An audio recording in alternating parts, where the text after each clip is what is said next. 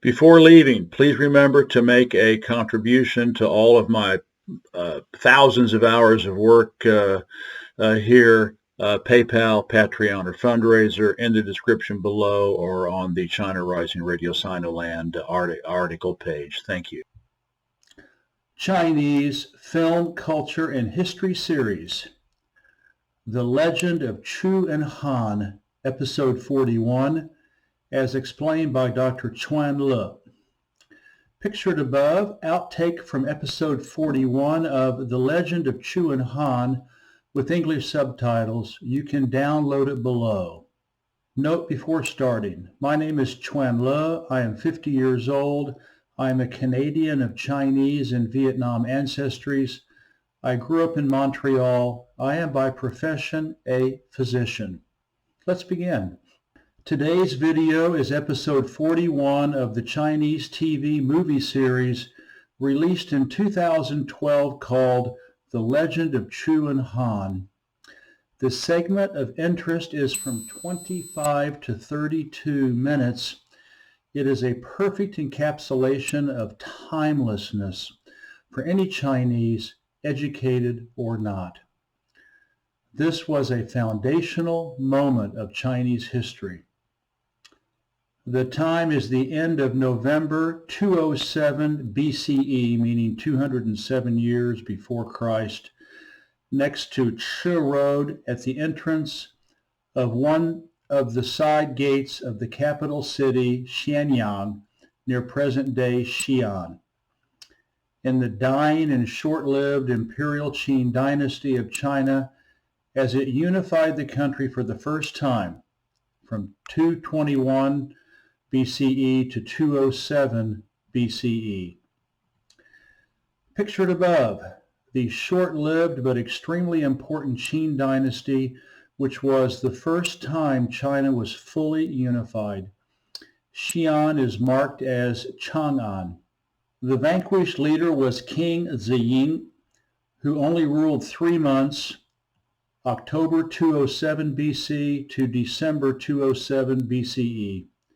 He was a nephew of the first Qin emperor who ruled as King Zheng of Qin from 247 BCE to 221 BCE, and as first emperor of unified China from 221 BCE to his death in September 210 BCE. His elder son, Fusu, was the victim of a court cabal. Thus, his incapable younger son, Huhai, ruled as the second Qin emperor of China from 210 BC to 207 BCE, whereupon he was killed by members of a conspiracy.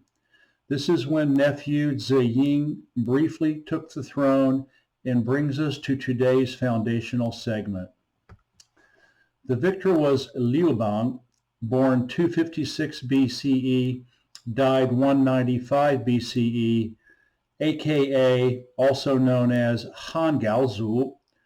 This latter temple name means lofty progenitor of the Han dynasty. Liu Bang ruled as king of Han from 206 BCE to 202 BCE and emperor of all China from 202 BCE to 195 BCE. He was the first of his dynasty, the Han dynasty, the second imperial dynasty of China after the Qin. The Han dynasty is the one that transmitted the culture of ancient times to the people living in this completely new world, which lasted 422 years. Pictured above, like a number of influential leaders and military heroes across China's 5,000-year history, Liu Bang has been deified as a temple god, portrayed here as Han, pronounced with the fourth downward tone, comes from the name of the river flowing through Liu Bang's first kingdom, part of northern Hubei and part of southern Shanxi provinces.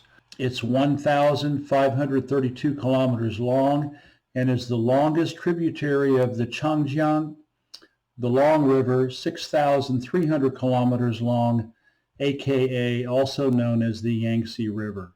Pictured above, a map of the Han River flowing from Shanxi province to the northwest down to Wuhan in Hubei, where it drains into the mighty Changjiang, or the Yangtze River.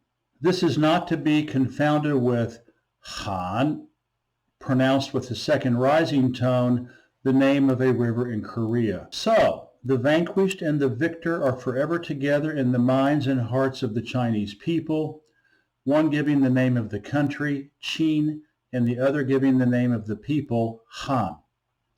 Interestingly, the state of Qin gave China her present-day international name through the Sanskrit word China. For the Chinese people, their country is called Zhongguo, the state at the center, or the central state.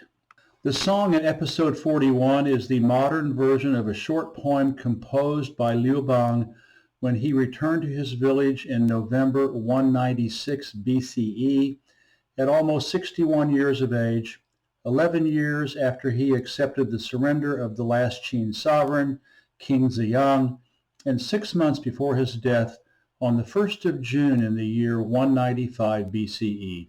Liu Bang's Han dynasty was truly the beginning of a new world order. The defeated Qin king Ziying was the scion of the noble house of Ying, nobleman for more than 2,000 years, having a fief for 650 years, a principality for 450 years, a kingdom for a century, and an empire for 15 years. And his opponent was a nobody, and this nobody ends up becoming the lofty progenitor, Gaozu, of a dynasty that lasted 4 centuries, the Han dynasty. All this because his innate luminous virtue was true. He had been granted the heavenly mandate because he was the son of heaven. Pictured above, the Han dynasty founded by Liu Bang. For many, maybe most Chinese, Mao Zedong, born 26 December 1893, died 9 September 1976, was a son of heaven. When he died, there was a massive earthquake near Beijing at Tangshan. For many Chinese, it was the celestial confirmation of his status, the traditional ritual expression to announce the death of a Chinese emperor was Jia Beng, meaning the mountain has collapsed. Pictured above, Mao Zedong, deeply honored by the vast majority of the Chinese nation, to this day portrayed as the rising sun in the east. I will first give the pinyin phonetic transcription of the original poem created by His Majesty Liu Bang 22 centuries ago, and after it the English translation by Burton Watson. The contemporary words sung in the video are not the same as the ones of the original poem, except for the first 6 words. Da feng chui, chui replaced the antique qi, and the old interjection shi removed. And then the next line in the song is Yuan Fei Yang.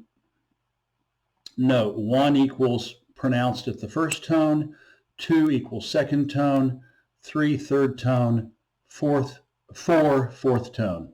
The word she at the end of the lines 1, 3, and 5 is the equivalent of the Western exclamatory interjection, oh.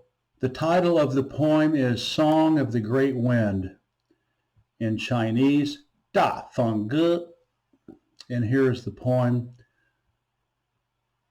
Da feng qi xi, yuan fei yang, wei jia hai nai xi, gui gu xiang, an de meng shi xi, shou si fang. And that was translated by Burton Watson, who was born in 1925, died in 2017. And his translation of the above poem is, the great wind comes forth. The clouds rose on high. Now that my might rules all within the seas, I have returned to my old village, Where shall I find brave men to guard the four corners of my land? That's the end of the English translation of Liu Bang's poem, written 22 centuries ago. I am aware that sharing cultural belongings mystique is not obvious for people having different cultural backgrounds, but I hope that you will feel something of the emotion of the timelessness. Thank you. China Rising Radio Sinoland and China Tech News Flash signing out. Please make a contribution to all of my hard work. Thank you.